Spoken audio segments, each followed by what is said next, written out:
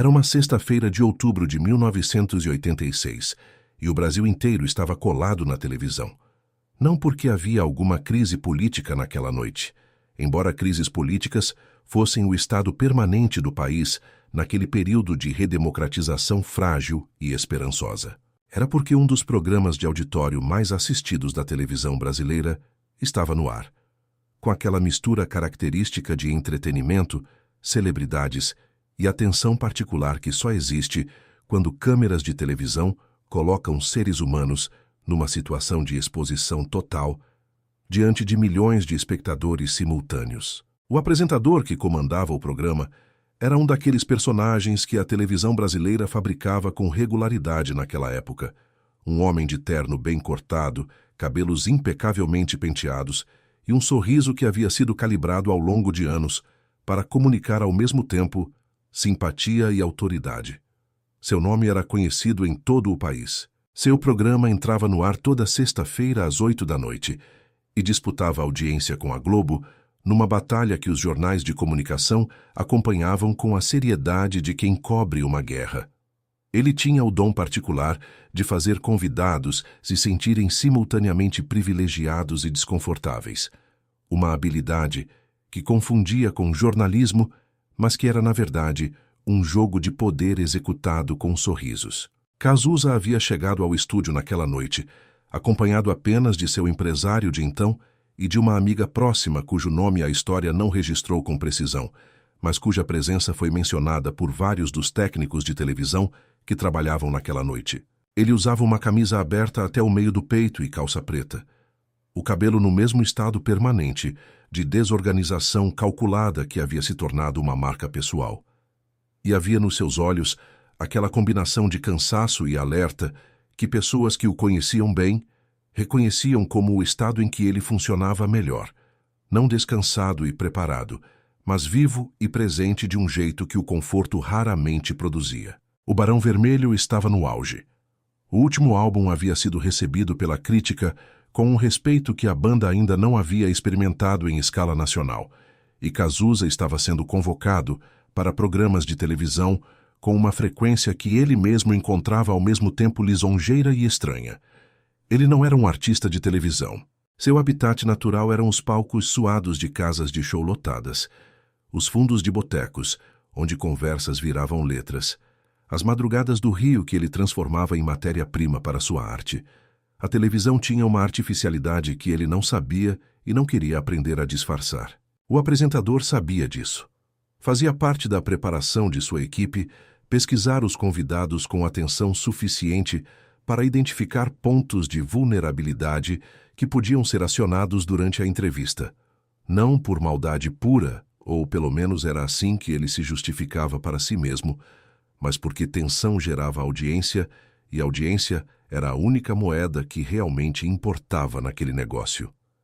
Sua equipe havia preparado um dossiê sobre Cazuza que incluía referências à sua origem familiar privilegiada, ao pai produtor musical bem estabelecido, a trajetória de filho de classe média que havia escolhido o rock como forma de rebeldia.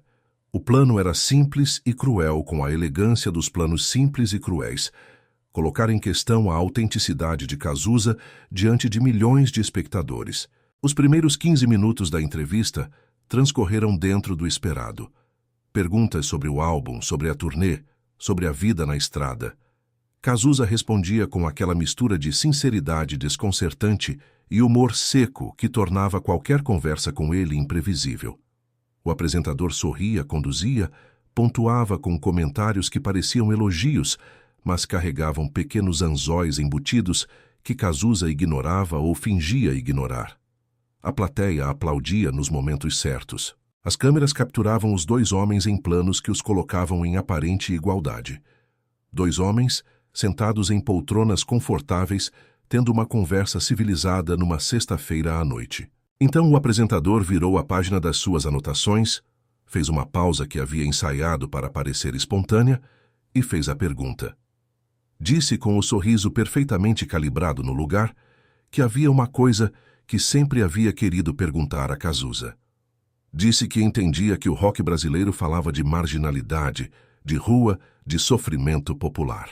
E disse que ficava se perguntando como um rapaz criado em apartamento de Ipanema, filho de um dos produtores musicais mais bem-sucedidos do Brasil, com escola particular e viagens ao exterior, conseguia cantar sobre essas coisas com credibilidade. Disse que os ouvintes mereciam saber se aquilo era arte ou era fantasia de rico. O estúdio ficou em silêncio. Não o silêncio de quem está processando uma informação. O silêncio de quem acabou de ver algo acontecer e ainda não tem certeza do que foi. A plateia, treinada para aplaudir e rir nos momentos certos, ficou parada sem sinal para seguir. Os técnicos de câmera, por instinto profissional, fecharam os planos nos rostos dos dois homens. O empresário de Cazuza, sentado fora do campo visual das câmeras, relatou anos depois que sentiu o estômago virar. Cazuza ficou olhando para o apresentador por um momento que as pessoas presentes descreveram de maneiras diferentes, mas que todas as versões concordam ter durado mais do que o normal. Não era o olhar de quem foi pego de surpresa. Era o olhar de quem reconhece alguma coisa, de quem já viu aquele animal antes e sabe exatamente do que ele é capaz e exatamente quais são seus limites. Quando Cazuza falou devagar. Não com a lentidão de quem está escolhendo palavras com cuidado para não se machucar. Com a lentidão de quem não tem pressa porque sabe exatamente onde está indo e sabe que vai chegar lá de qualquer maneira. Ele disse que era uma pergunta interessante. Disse que o apresentador estava certo, que ele havia crescido em Ipanema, com escola particular e com um pai que amava música. Disse que isso era verdade e que nunca havia tentado esconder nenhuma dessas coisas, porque não havia nada para esconder. Depois fez uma pausa e disse que queria fazer uma pergunta de volta e que esperava que o apresentador não se importasse. Perguntou se o apresentador achava que um médico que nunca teve câncer não pode tratar pacientes com câncer. Se um escritor que nunca foi à guerra não pode escrever sobre guerra. Se um compositor que nunca foi escravo não pode escrever sobre escravidão. Disse que se a resposta fosse não, então precisavam fechar metade das bibliotecas do mundo e dispensar boa parte dos médicos em exercício. A plateia começou a se mover. Não ainda em aplauso, em reconhecimento. Aquele movimento sutil de corpos que acontece quando um argumento encontra seu destino. Mas Cazuza não havia terminado. Disse que havia uma outra parte da pergunta que queria responder também. Disse que o apresentador havia usado a palavra credibilidade e que achava importante falar sobre isso. Disse que credibilidade em arte não vinha de onde você nasceu. Vinha de se o que você dizia era verdadeiro para você no momento em que dizia. Disse que quando cantava sobre amor, estava cantando sobre amores que havia vivido. Quando cantava sobre solidão, estava cantando sobre solidões reais. Quando cantava sobre um Brasil que machucava as pessoas, estava cantando sobre um país que ele via todo dia nas ruas, nas notícias, nas faces das pessoas no ônibus que pegava para ir a Santa Teresa. Fez uma pausa novamente, e então disse a coisa que fez o estúdio inteiro, plateia, técnicos, câmeras e o próprio apresentador ficar em silêncio completo por vários segundos. Disse que talvez a pergunta certa não fosse de onde o artista vinha. Talvez a pergunta certa fosse para onde o artista estava olhando. E disse que, enquanto estivesse olhando para a verdade de Ipanema, ou do Vidigal, ou de qualquer outro lugar do mapa, ele ia continuar fazendo exatamente o que estava fazendo. A plateia explodiu. Não o aplauso educado de plateia de televisão treinada. O aplauso de quem acabou de ouvir algo que ressoou num lugar que não esperava ser tocado numa sexta-feira à noite. Algumas pessoas se levantaram. As câmeras captaram rostos na plateia com expressões que iam do espanto ao sorriso aberto. Os técnicos de som do outro lado dos monitores se olharam. O apresentador manteve o sorriso. Era um profissional experiente e profissionais experientes não deixam que o sorriso caia em público, independentemente do que aconteça. Mas havia algo diferente naquele sorriso agora, uma rigidez que não estava ali antes, como gelo que começa a rachar por baixo sem ainda romper na superfície. Ele fez um comentário que tentava recuperar leveza, algo sobre como Cazuza era tão bom de palavra quanto de música, e tentou conduzir para um tema diferente. Cazuza deixou. Não porque havia recuado, porque havia dito o que tinha a dizer e não havia mais necessidade de continuar. Havia uma generosidade nisso que as pessoas que estavam no estúdio notaram, a generosidade de não continuar golpeando quando o golpe já havia chegado. Ele respondeu às perguntas seguintes com a mesma naturalidade de antes.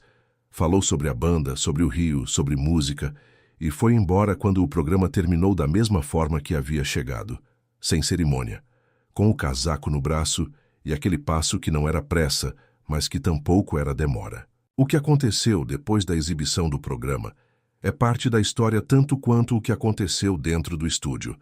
O telefone da emissora tocou a noite inteira. Não reclamações, elogios.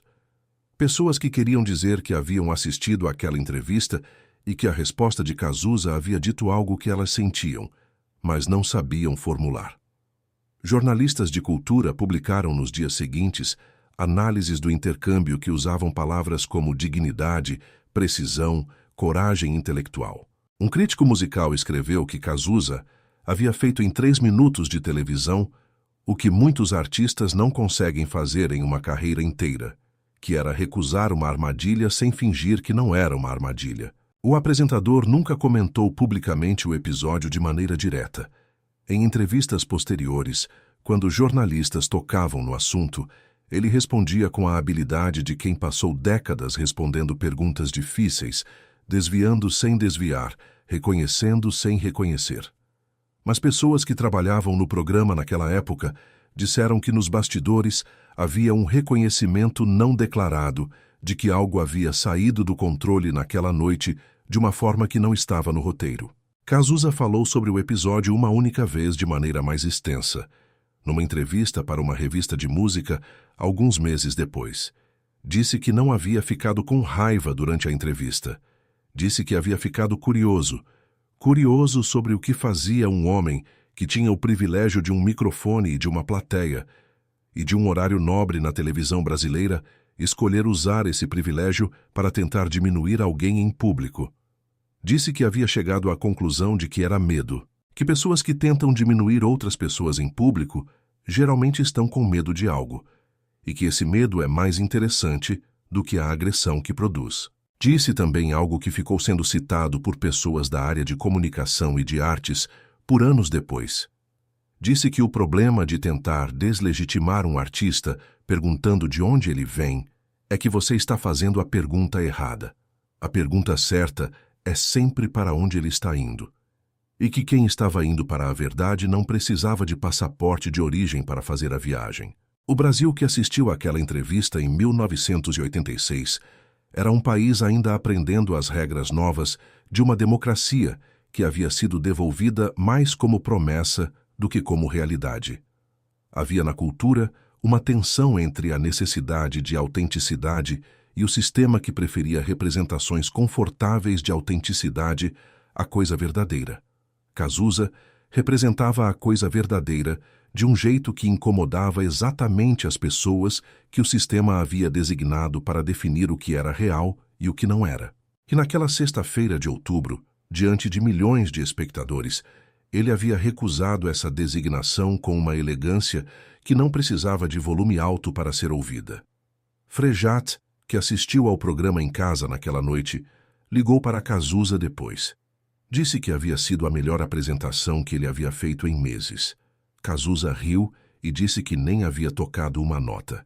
Frejat disse que era exatamente isso. Os anos que se seguiram trouxeram outras entrevistas, outros palcos, outras batalhas. E, eventualmente, a batalha maior que Cazuza travou contra a doença, que foi encurtando seu tempo, com uma lentidão que não tinha nada de misericordiosa. Mas aquela noite de outubro permaneceu na memória de quem estava no estúdio e de quem assistiu em casa como um daqueles momentos que provam algo sobre a natureza da arte e sobre a natureza da dignidade. Provar que talvez a única arma que um artista verdadeiro precise seja a clareza sobre o que está fazendo e por quê.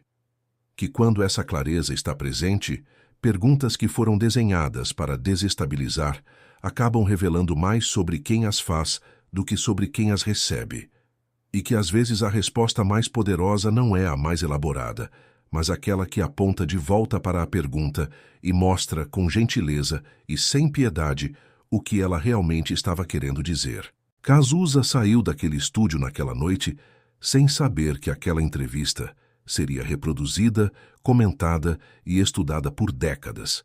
Saiu como havia entrado, com a camisa aberta e o cabelo despenteado, e aquele passo que não era pressa nem demora. Mas o estúdio que ficou para trás era diferente do estúdio que havia encontrado ao chegar, não porque ele havia vencido alguma coisa, porque havia recusado jogar um jogo cujas regras existiam para garantir que determinadas pessoas nunca pudessem ganhar, e essa recusa, executada com a precisão de um músico que sabe exatamente qual nota vem a seguir, havia mudado o que era possível dizer naquele espaço naquela noite. Isso, no final, é o que os grandes artistas fazem. Não apenas nas músicas que deixam para trás, mas nos momentos em que escolhem, com toda a clareza que a arte lhes deu, ser exatamente quem são diante de um mundo que preferiria outra coisa.